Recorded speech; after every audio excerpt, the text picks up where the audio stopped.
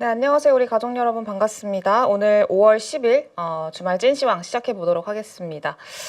일단은 이번 한 주는 우리 시장이 되게 짧았죠. 수요일, 목요일, 금요일 이렇게 연휴를 빼면은 3일밖에 없었고, 그렇다 보니까 조금 이제 어수선한 시장이었었고, 업종별로 어떤 쏠림이라던가 종목별 차별화 이런 것들이 강하게 진행이 되는 그런 시장이었었는데, 일단 이런 시장의 분위기가 과연 뭐 다음 주부터는 바뀔지 요거에 대한 고민을 좀 해봐야 되는데, 아직까지는 그런 시그널은 보이고 있진 않은 것 같아요. 물론 이거는 다음 주 시장이 좀 진행이 되고 이번 주말 사이에 뭐 트럼프 대통령과 이 중국 간의 어떤 트럼프 대통령이 아니죠. 미국과 중국 간의 어떤 뭐 이제 관세에 대한 해결의 실마리를 좀 일부 보여준다던가, 아니면은 좀 아이스 브레이킹이 진행이 되는 어떤 그런 모습들을 보여준다던가, 그러면서 시장에서는 추가적인 기대를 해볼 수 있을 만한 환경이 만들어지면은 또 달라질 수 있겠습니다만, 아직까지는 뭐 그런 흐름들이 보여지진 않고 있고, 또 주말이 지나봐야 아는 그런 상황이기 때문에 일단은 좀 다음 주에는 시나리오별로 좀 전략을 세워야 될 것 같아요.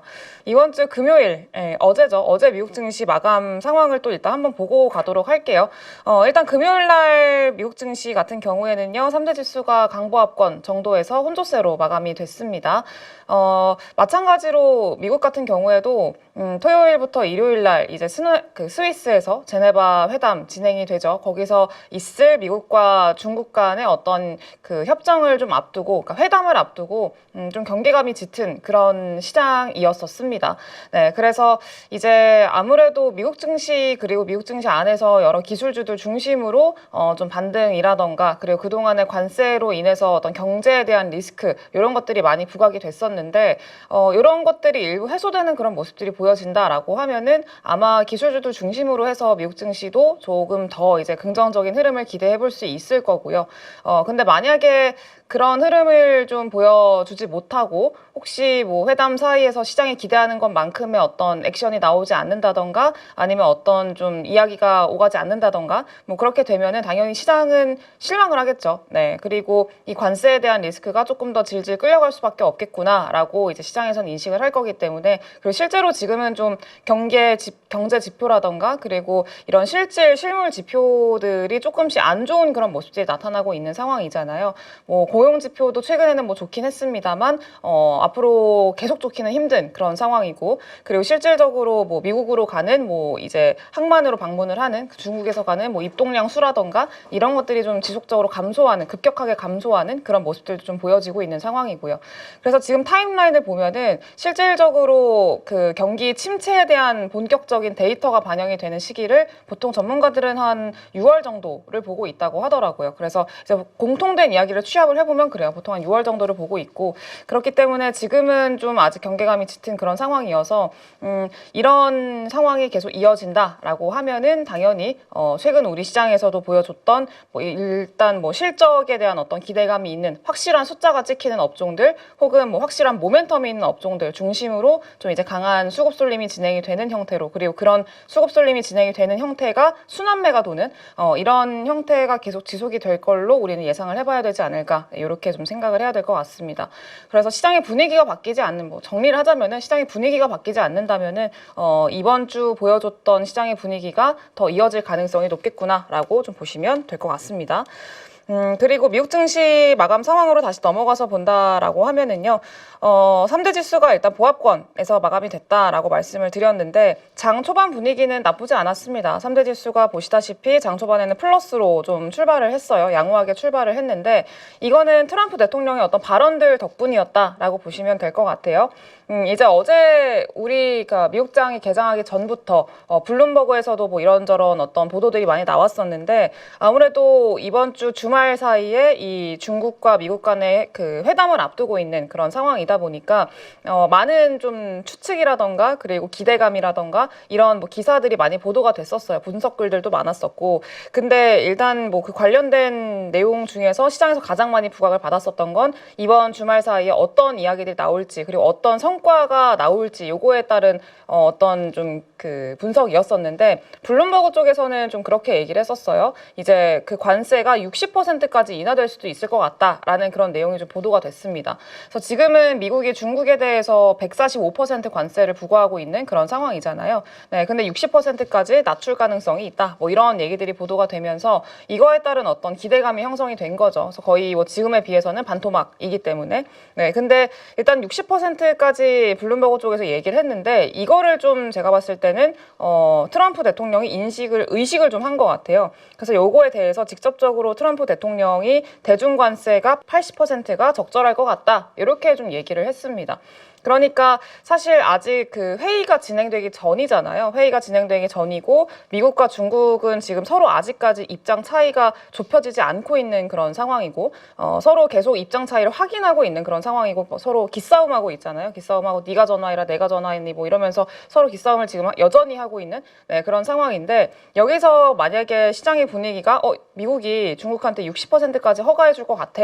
좀 이렇게 좀 제한을 할 것 같아.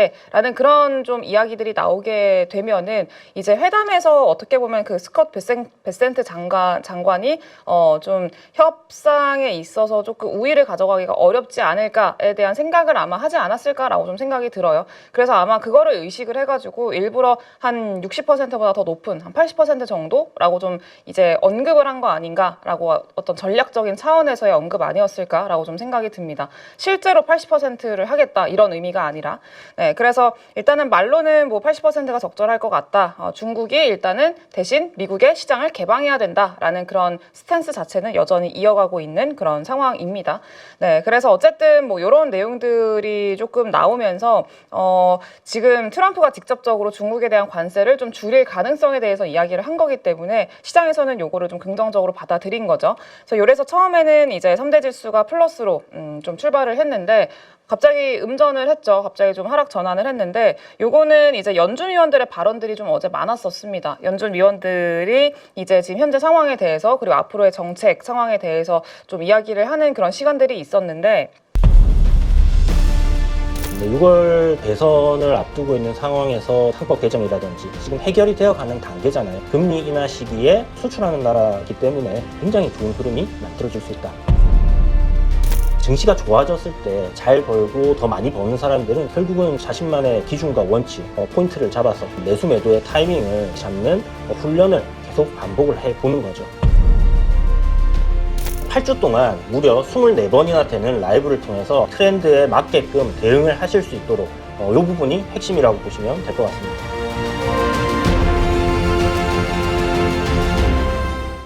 일단 지금 그 트럼프 대통령이 원하는 거는 그거죠. 금리 인하를 하는 거. 연준 쪽에서 금리 인하를 해라. 계속해서 좀 얘기를 하고 있는데 그럴 수밖에 없는 게 지금 워낙에 달러가 약한 상황이잖아요. 달러는 약한데 근데 반대로 그럼 다른 국가들은 가만히 있지 않죠. 다른 국가들 쪽에서도 지금 금리를 지금 선제적으로 좀 인하를 하면서 좀 유동성을 풀고 있는 그런 상황이란 말이에요. 뭐 중국 같은 경우에도 LPR 이제 금리 내렸고 그리고 이제 그 다른 영국 같은 경우에도 마찬가지고 EU 쪽에서도 금리 인하 최근에 단행을 했고 이런 것들을 좀 생각을 하면은 전 세계가 지금 글로벌적으로 봤을 때 금리 인하를 좀 진행을 하고 있는 상황인데 우리나라도 다음 이제 금통위에서 금리 인하 이제 거의 기정사실화되어 있는 그런 상황이고요.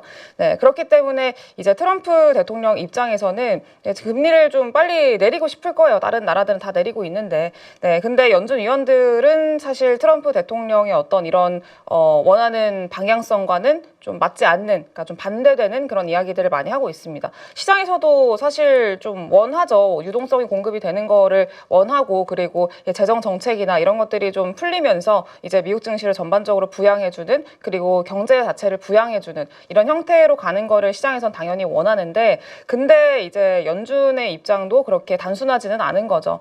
계속 인플레이션에 대한 걱정을 할 수밖에 없는 상황인 거고 관세에 대한 우려감 그리고 뭐 경기에 대한 불확실성 여전히 좀 이어지고 있는 그런 상황이기 때문에 요거에 대한 언급들을 지속적으로 좀 했습니다. 그래서 연준 관계자들이 발언들을 여러 가지를 했는데 일단은 마이클 바 연준 부의장이 무역 정책에 따른 불확실성 때문에 지금은 좀 앞으로의 경제에 대한 전망이 어두워졌고 그리고 소비자라던가 기업의 심리 지표의 하락으로 연결이 되고 있다. 이렇게 좀 언급을 했습니다. 그래서 관세 때문에 올해 말까지 미국의 성장률 둔화 그리고 물가 상승을 예상을 한다. 이렇게 좀 얘기를 했고요. 그리고 존 윌리엄스 뉴욕 연은 총재도 불확실성이 높은 시기이고 인플레이션 기대치를 목표치 근처로 안정적으로 지금 이런 상황에서 유지하는 게 우리의 역할이다 이렇게 좀 얘기를 했습니다. 그러니까 여전히 인플레이션에 대한 어떤 좀 인플레이션을 여전히 신경 쓰고 있다라는 거를 계속해서 얘기를 했고요. 토마스 바킨 총재도 기업들이 관세 비용을 상쇄하기 위해서 가격 인상은 쉽지 않다. 그래서 소비자들의 인플레 피로감이 한계에 도달했기 때문이다라고 이렇게 얘기를 했습니다. 그러니까 이 말은 즉슨 기업들이 관세에 대한 그 부담을 그 소비자들한테 다 떠넘기기 쉽지 않은 상황이고 전가하기가 쉽지 않은 그런 상황에서 당연히 관세에 대한 어떤 비용이 올라가게 되면은 본인들의 마진은 축소가 될 수밖에 없는 그런 상황인 거죠.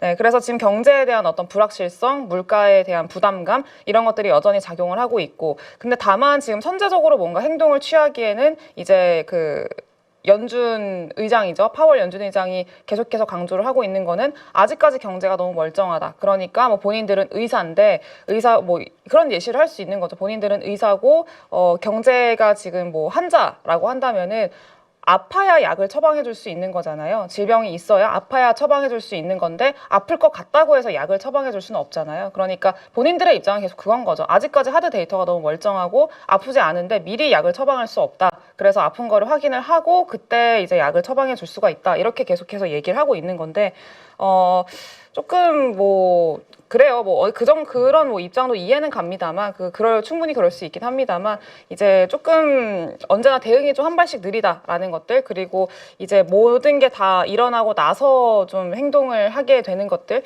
이런 것들을 좀 생각을 하면은 조금 아쉬운 뭐 구간이긴 합니다만 뭐 어쨌든 각자의 또 입장이 있는 거니까 아무튼 그렇습니다. 그래서 이제 금리 인하에 대한 기대감이 좀 후퇴될 수밖에 없는 그런 발언들을 좀 했다라는 측면에서 시장에서는 조금 실망했다고 보시면 될 것 같고요. 그러면서 전반적으로 좀 조정이 나오는 그런 모습이 보여졌습니다. 네, 근데 다만 우리나라 관련된 그 ETF라던가 지수 관련해서는 그렇게 나쁘지는 않았어요. 네, 뭐 야간 선물은 강보합권에서 플러스 마감했고요. 한국 증시 ETF도 거의 1% 가깝게 플러스, 그 신흥지수 ETF도 0.6% 넘게 상승 마감했습니다. 필반 지수도 0.8%대 강세로 좀 마감을 했고요. 그래서 일단은 뭐 지수 자체는 나쁘지는 않은데 일단 종목별로 조금 차별화가 좀 진행이 되는 게 어제 미국 증시의 좀 특징이긴 했었다라고 좀 보시면 될 것 같습니다. 그래서 보면은 개별 종목들의 어떤 개별 이슈나 개별 호재 이런 것들이 좀 영향을 많이 줬었고요. 전체적인 산업의 전반적인 어떤 흐름보다는 개별 종목군들의 어떤 이슈나 이런 것들 때문에 차별화가 많이 진행이 되는 그런 게 어제 미국 증시의 모습이었었습니다. 그래서 지금 보시면 아시겠지만 전체적으로 M7 기업들도 대부분 보합권 정도에서 머물렀었는데 일단은 좀 특징적으로 볼 수 있을 만한 기업이 여기죠. 혼자서 좀 빛내고 있는 기업이 테슬라입니다. 테슬라가 5% 가깝게 급등 마감을 했는데 여기에 대해서는 뭐 뚜렷한 어떤 이유가 있는 건 아니고요. 일단 기술적인 이유 그리고 뭐 기대감이 있는 뭐 수급적인 이유 이런 것들이 전반적으로 합쳐져서 나타난 결과라고 좀 생각이 들어요. 근데 일단은 좀 보게 되면은요. 기술적인 이유가 일단 1차적으로 있었다라고 말씀을 드렸는데 제가 찐시황 시간에 여러 번 그 테슬라 기술적인 부분 관련해서 말씀을 드려왔었던 것 같거든요. 네, 보시면은 이거 테슬라 주가입니다. 테슬라 주가인데 이게 테슬라가 계속 박스권 안에 갇혀있는 상황이었었잖아요. 박스권 안에 갇혀있는 그런 상황이었었고 뭐 295달러 정도? 네, 그 안에서 그 상단을 계속 맞고 떨어지는 그런 형태로 계속 움직임이 나왔었는데 그 구간을 계속 비비적대고 있는 상황이었었잖아요. 그리고 여기에는 지금 표시가 안 돼 있긴 합니다만 이것도 한번 바꿔볼게요. 295달러 정도? 네, 요 부근을 계속 맞고 떨어지고 그런 형태였었고, 그리고 이제 요 큰 틀로 봤을 때 이게 200일선이거든요. 장기 이동평균선.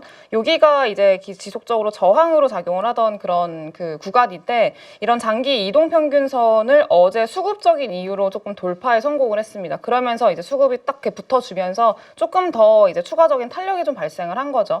그래서 이제 테슬라 같은 경우에는 어떤 이런 기술적인 위치에 대한 어떤 좀 기대감들 그리고 수급적인 역할들 이런 것들이 어제 강세 하나의 원인이라고 보시면 좋을 것 같고요. 그리고 여전히 일단은 뭐 모멘텀 자체는 이어지고 있는 상황이기는 해요. 로보택시에 대한 기대감 여전히 이어지고 있죠. 자율주행도 마찬가지고요. 그리고 추가적으로 어제 그 파나소닉이라고 해가지고 일본의 그 테슬라에 납품하는 배터리 관련 기업이 있잖아요. 파나소닉이 개별 이슈가 좀 있었는데 실적 발표가 좀 진행이 됐습니다. 실적 발표가 진행이 됐고 여러 가지 내용들을 좀 발표를 했는데 중요한 거는 요거였어요. 파나소닉이 실적 발표를 했는데 전체적인 실적 같은 경우에는 좀 그렇게 막 좋지는 않았거든요. 근데 배터리 부분 있잖아요. 자동차 배터리 제조 사업 부문 여기에 대한 어떤 전망이나 실적이 좀 나쁘지 않았습니다. 특히 전망이 상당히 좋았는데 영업이익이 39% 증가할 걸로 전망이 된다라고 가이던스를 좀 상향 조정을 했습니다. 그리고 뭐 그 배터리라던가 그 ESS 이 시스템 판매 증가에 따라서 이제 앞으로의 가이던스를 1,670억 엔으로 상향 조정을 했다라는 게 상당히 이제 테슬라한테는 좀 긍정적인 내용인 거죠. 왜냐하면 여기 공급처가 어쨌든 테슬라기 때문에 파나소닉이 이렇게 가이던스를 올려 잡은 거는 결국에는 이 테슬라 쪽에서의 수요를 우호적으로 생각을 하고 있고 기대를 하고 있기 때문에 뭔가 이 가이던스를 올려 잡은 거잖아요. 네, 그래서 테슬라가 뭔가 좀 수요에 대한 기대감이 있나라는 이런 것들이 좀 형성이 되면서 이제 파나소닉이 좀 파나소닉이 아니죠. 그 테슬라가 급등을 했다라고 이제 보시면 될 것 같습니다. 그래서 일단 테슬라의 어떤 흐름들 자체가 최근에는 좀 상당히 좋은 그런 환경이고 기술적으로도 이제 올라서는 그런 모습들을 보여주고 있는 그런 상황이기 때문에 테슬라는 이제 추가적인 어떤 기대감을 조금 더 가져볼 수 있지 않을까 이렇게 좀 생각이 들어요. 상단에 좀 그 121선 구간이 있기는 합니다만 한 320달러, 한 330달러 그 정도까지는 상단이 막혀 있는 상황이기는 해요. 네, 근데 어쨌든 그 구간까지는 조금 열려 있는 그런 상황이다 정도로 보시면 될 것 같습니다. 그래서 일단 우리 시장에서는 그러면은 뭐 테슬라가 저렇게 잘 가면은 또 기대를 가져볼 수밖에 없는 게 2차 전지잖아요. 근데 2차 전지는 이게 테슬라 같은 경우에는 여러 가지 기대감이 있는데 그 주가를 끌어올린 요인이 2차 전지에 대한 기대감이라기보다는 지금은 좀 자율주행, 뭐 휴머노이드 로봇 뭐 이런 것들에 대한 기대감이기 때문에 2차 전지에 온전하게 기대감이 전가가 되기는 지금은 쉽지 않은 그런 상황이라고 좀 생각이 들어요. 특히나 이제 테슬라가 좋은 내용만 있는 거는 아니고 그 미국의 하원 쪽에서 전기차 그 보조금 폐지라던가 이런 얘기들 계속 나오고 있는 그런 상황이죠. 네, 그리고 이제 사이버 트럭용으로 봤을 때 그 재고가 너무 많아가지고 판매 철회라던가 이런 내용들도 계속 나오고 있는 상황이거든요, 테슬라는. 네, 그래서 지금 뭐 2차 전지의 어떤 그 전기차의 판매 상황이 녹록지 않은 상황인 거는 맞습니다. 그리고 우리나라 같은 경우에도 배터리 기업들 좀 보면은 우리나라 전기차 점유율도 그리고 배터리 상황의 점유율 자체도 글로벌적으로 봤을 때는 판매량은 늘었는데 우리나라의 점유율은 줄었어요. 그러니까 중국만 늘어난 거죠. 그래서 그런 거를 보면 점유율도 뺏기고 있는 상황이고 네, 이런 환경에서 2차 전지에 대한 기대감을 갖기는 좀 쉽지는 않지 않을까라고 좀 생각을 합니다. 네, 다만 어제도 마찬가지였었는데 그 2차 전지 기업들이 좀 많이 빠지기는 했어요. 많이 빠졌고 이제 많이 밀렸고 그리고 전저점 구간까지 좀 거의 내려오고 있는 상황이고 에코프로나 에코프로 BM도 마찬가지인데 좀 많이 밀리고 있는 상황이어서 이제 단기적으로는 기술적 반등에 대한 어떤 생각은 해볼 수는 있을 것 같아요. 테슬라가 저렇게 좀 치고 올라와 준다라고 하면은. 근데 다만 이거를 뭐 추세를 바꿀 수 있을 정도의 어떤 시세라고 보기는 좀 어렵고요. 기술적 반등 정도로만 당분간은 좀 해석하시는 게 좀 좋지 않을까라고 생각이 듭니다. 그래서 오히려 이제 뭐 ESS 쪽이라던가 혹은 로봇 이쪽으로 지금은 조금 관심을 더 이제 초점을 맞춰서 보시는 게 오히려 좋은 구간이라고 좀 생각이 들고요. 테슬라 관련해서는. 테슬라가 이렇게 계속 좀 강한 흐름들을 보여주게 되면은 뭐 기존의 일론 머스크 트레이드라고 해가지고 뭐 자율주행 관련주들 그리고 로봇 관련주들 뭐 이런 종목군들 그 테마 형성이 되면서 막 순환 매도된 그런 형태가 좀 있었잖아요. 그래서 시장에 워낙에 뭐 모멘텀이 없고 이렇게 좀 재미없게 흘러간다, 좀 약세장이다 이렇게 되면은 아마 그런 쪽으로도 조금 기대는 해볼 수 있을 것 같아요. 그런 쪽으로도 좀 수급이 도는 것들은 생각은 해볼 수 있겠다라고 정도로만 좀 보시면 될 것 같습니다. 네, 그리고 이거는 미국 증시의 어떤 국내 영향 정도까지 지금 좀 체크를 해봤고요. 그리고 지금 중요한 내용이 우리나라의 내용인데 사실 우리 증시에서 크게 달라진 내용들은 별로 없거든요. 제가 앞서서도 초반에도 말씀을 드렸습니다만 분위기는 계속 똑같아요. 아마 실적에 대한 기대감 있는 종목군들 그리고 실적이 찍히는 종목군들 뭐 대표적으로 화장품, 뭐 미용기기, 방산, 조선 뭐 이런 업종들이 있잖아요. 계속 아마 강할 겁니다. 강할 가능성이 높고 방산이 쏜다 그럼 다음 날에는 이제 조선주들 좀 쏘고 그리고 조선주들 넘어갔다 싶으면은 조선 기자재들 쏘고 그리고 그 다음에 좀 쉬었던 화장품 쏘고 이런 식으로 이렇게 돌아가면서 아마 좀 시세가 반복되는 그런 형태로 갈 가능성이 매우 높은데 일단은 그 안에서 이제 조금 낑겨가지고 움직임이 나오는 업종들이 있죠. 그 정책 관련한 수혜 기대감이 있는 종목군들인데 어제 이런 뉴스가 나왔더라고요. 그 국민의힘 쪽에서 밤에 김문수 원래 대선 후보였던 이 분을 후보 등록을 취소하고 한덕수를 입당을 시켜가지고 단독 입후보로 이제 밀겠다라는 그런 내용이 좀 보도가 됐습니다. 그래서 어제 시간 외에서 이제 그 김문수 관련된 그 김문수 뭐라고 전 후보라고 후보라고 해야 될까요? 네, 어쨌든 이 김문수 이 분의 관련주가 있잖아요. 네, 그래서 이게 정치 인맥주들, 네, 그런 종목군들이 이제 시간 외에서 좀 올랐다가 또 막판에는 빠지고 뭐 이런 변동성이 상당히 컸었거든요. 네, 근데 이거는 정치 인맥주들에 대한 또 변동성은 다시 한번 좀 커질 수 있다 정도로 좀 체크를 하시면 될 것 같고요. 다만 이제 시간이 거의 얼마 안 남은 상황이잖아요. 그렇기 때문에 이제 그 정치 인맥주들은 거의 끝났다라고 저는 생각을 해요. 거의 끝났다? 네, 거의 이제 막바지고, 그리고 지금부터 하는 거에서 제일 조심하셔야 되는 거는, 물량 떠넘기기라던가, 그리고 이제 있잖아요. 시세를 주고 나서 거의 마무리되는 파동에서 물량 떠넘기기, 그 떠넘김을 받지 않는 그런 것들을 좀 제일 주의해야 되는 그런 시기라고 좀 보셔야 될 것 같아요. 테마주들이기 때문에. 네, 그래서 이거는 인맥주들은 상당히 주의를 하시는 게 좋을 것 같고요. 그리고 지금은 이제 정책주 쪽으로 좀 넘어가고 있는 이미 넘어갔죠. 그래서 사실 그러니까 지금 뭐 일당 쪽에서는 정책주 관련한 종목군들 뭐 AI라던가 뭐 의료 AI도 여기에 포함이 되고요. 뭐 AI 관련주들, 뭐 STO 증권 관련주들, 뭐 코인 관련주들 이런 종목군들도 다 강한 흐름들로 계속 좀 이제 순환매를 돌고 있는 그런 시점인데 아직까지도 이당 쪽에서는 그 대선 후보가 불확실한 그런 상황이다 보니까 인맥주 쪽에서 계속 움직임이 나왔던 거거든요. 네, 근데 이제 이것도 거의 마무리가 됐기 때문에 정책으로 지금은 다 넘어갔다고 보셔야 됩니다. 그래서 정책주들 같은 경우에는 대선이 이제 마무리가 되기 전까지는 그래도 조금 더 이제 연속성을 가져갈 가능성이 높기 때문에 만약에 테마주를 하겠다라고 한다면은 지금은 정책주 쪽으로만 조금 보시는 게 좋지 않을까라고 좀 생각을 하고요. 그리고 이것도 계속 뭔가 연속성을 계속 쭉쭉 그 상승 나오고 이런 것들보다는 상승 나왔다가 좀 쉬었다가 그리고 또 순환매 돌아오면서 상승 나왔다가 쉬었다가 이런 형태로 반복이 되고 있기 때문에 좀 개별 종목들의 산발적인 흐름은 이어질 가능성이 높다. 이렇게 좀 보시면 될 것 같습니다. 그러니까 저는 이런 상황을 처음 봐가지고 이런 게 뭐 가능한가 싶었는데 네, 뭐 어쨌든 뭐 가능하더라고요. 네, 그래서 뭐 좀 변동성은 있겠다 정도로 좀 보시면 될 것 같고요. 그리고 그러니까 오늘 뭐 화장품이나 뭐 방산, 조선 요것들은 계속 너무 여러 번 말씀을 드렸고 앞으로도 계속 좋을 거고 그리고 그 분위기는 계속 이어갈 거기 때문에 굳이 뭐 더 말씀을 드리지는 않을게요. 네, 그리고 뭐 어제 좀 조정이 나오거나 뭐 딱히 어떤 이슈가 없었는데 좀 큰 폭의 어떤 시장 대비해서 큰 폭의 하락이 나온다던가 네, 이런 종목들도 있었는데 그런 종목군들은 저는 개인적으로 좀 기회라고 생각을 합니다. 예를 들어서 뭐 디어유 같은 종목들도 딱히 이슈는 없었는데 어제 뭐 한 6% 정도 빠졌었잖아요.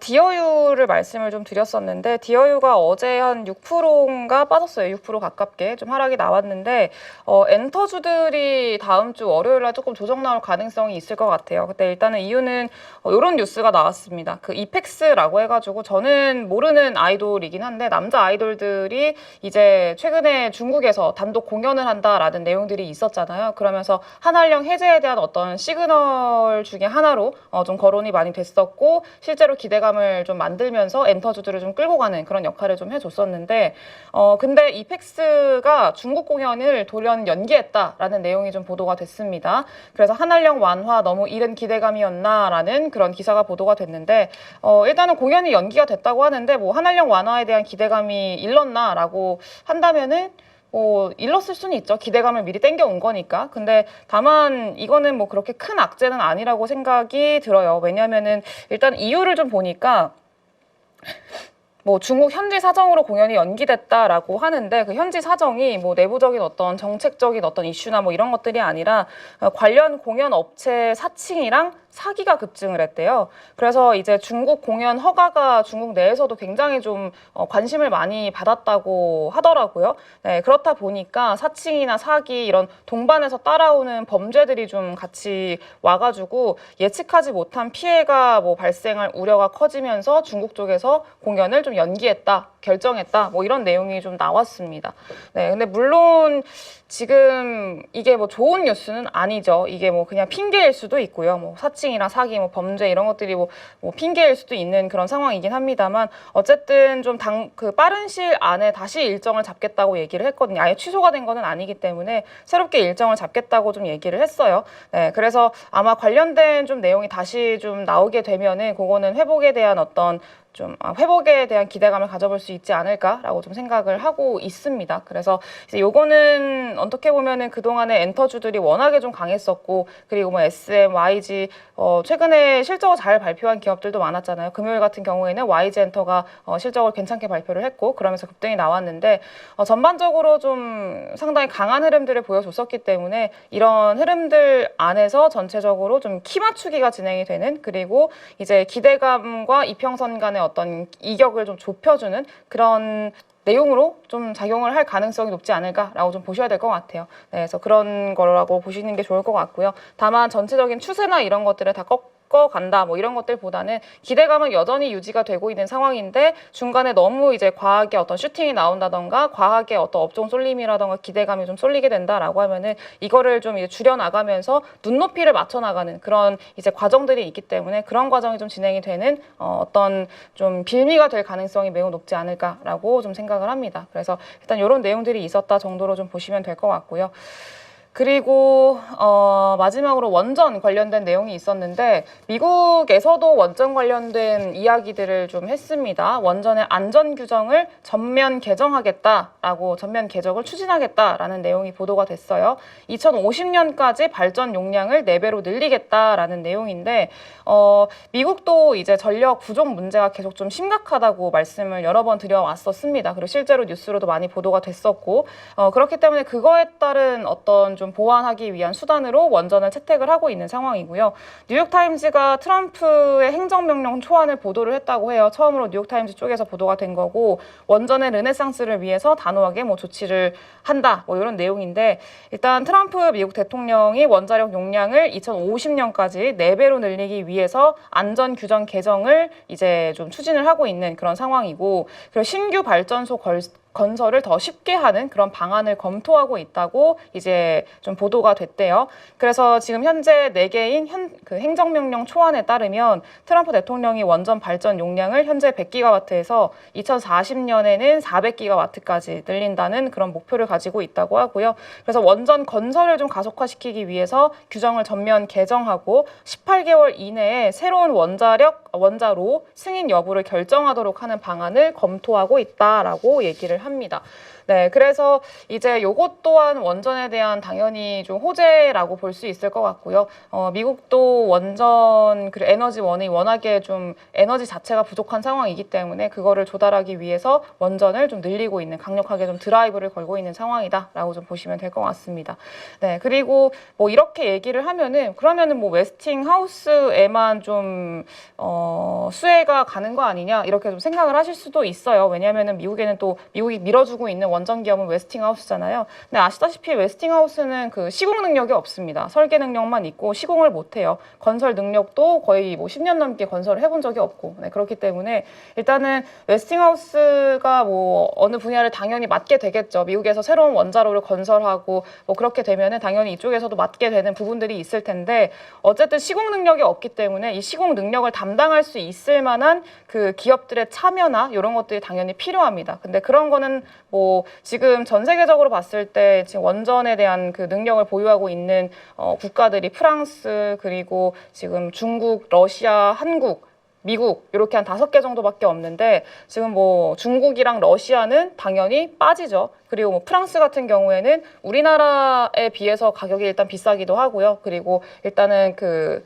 이제 시기를 맞추는 것들 갑자기 단어가 생각이 안 나는데, 그러니까 주문을 하면은 언제까지 이때까지 완성을 시켜줘라고 하면은 그때까지 맞추는, 납기일이죠. 납기일을 맞추는 네, 그런 것들이 우리나라가 가장 큰 좀 강점을 보유를 하고 있기 때문에 이제 그런 측면에서 봤을 때 우리나라가 상당히 좀 우위에 있다고 좀 보시면 좋을 것 같아요. 그리고 웨스팅하우스와도 그동안의 협력 관계라던가 이런 것들을 생각을 한다면은 우리나라가 가져갈 수 있을 만한 기회들이 충분히 있을 거라고 보고 있고요. 근데 이게 당연히 뭐 이전처럼 팀 코리아라고 해가지고 뭐 우리나라가 팀 코리아를 짜서 다 같이 진출을 하고 이런 것들에 대한 형태보다는 뭐 개별 기업들이 참여하는 것들이 있잖아요. 그러니까 뭐 필요한 부분에서 이제 참여할 수 있을 만한 부분들은 충분히 열릴 수 있을 거라고 생각을 하고요. 원자로를 건설할 때 당연히 개별 뭐 기업들이 필요하게 된다라고 하면은 필수적인 기업들, 두산 에너빌리티 어떤 주기기라던가 그리고 뭐 그런 측면에서 이제 수혜를 볼 수 있을 만한 기업들 같은 경우에는 당연히 계속해서 좀 기대감을 가져볼 수 있겠죠.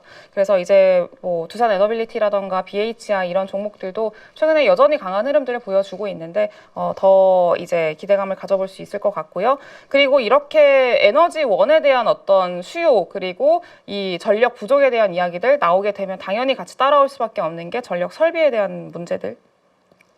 전력 설비도 같이 좀 따라갈 수밖에 없다라고 생각이 들어요. 여기에는 원전만 썼지만 전력 설비도 같이 좀 보셔야 될 것 같습니다. 그래서 지금 LS 일렉트릭 그리고 뭐 효성중공업 이런 종목군들도 최근에 상당히 강한 흐름들 여전히 유지가 되고 있는 상황이에요. 지금 이제 어느샌가 효성중공업도 신고가 부근까지 거의 다 올라와 있는 그런 상황이고요. 이제 신고가도 밀어 올리는 그런 형태의 움직임이 나타나면은 더 강한 이제 수급이 확 붙겠죠 또.